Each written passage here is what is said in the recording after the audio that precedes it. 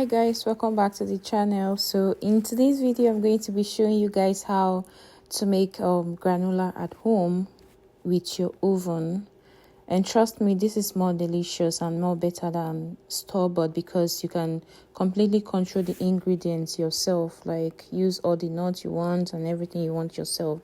So without wasting time, let's go right into the video.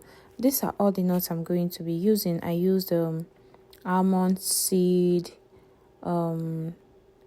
coconut flakes, raisins. I also added dates. I initially intended to use the regular coconut where I have to cut or dice the coconut myself, but the one I bought went bad, so I had to use the coconut flakes instead.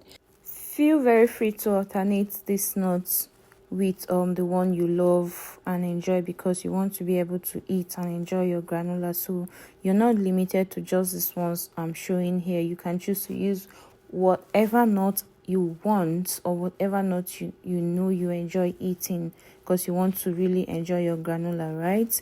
So I was done adding everything I needed for this granola, and that's the dates I used. For the date, I had to use this processed or dried one, so I was just cutting them to make sure that they don't come out looking so big and too dry. As you can see, I set that aside and added cinnamon flavor into my bowl of oats. And for the oats, guys, you can choose to use whatever oats you have at home, but for the flavor as well, you can either use vanilla extract, coconut extract, or whatever flavor you prefer using at home. But for me, I prefer using cinnamon because I love it. So I was done mixing my cinnamon flavor into the oats, and I set it aside. And now it's time to mix my honey into my vegetable oil. So I added 2 or 3 spoons of vegetable oil, and then I added my honey. Guys, for a reason, I don't know why this honey is blocked. Like, I've never seen any honey that is blocked, and that's why I really love Nigerian honey, because it gives you what you want. So I had to go and melt this honey before using it. If you want your granola to be crumpy at the end of the day, or to cluster kind of, you need to add more honey to your granola while mixing it. You need to add more honey into your oats while mixing it.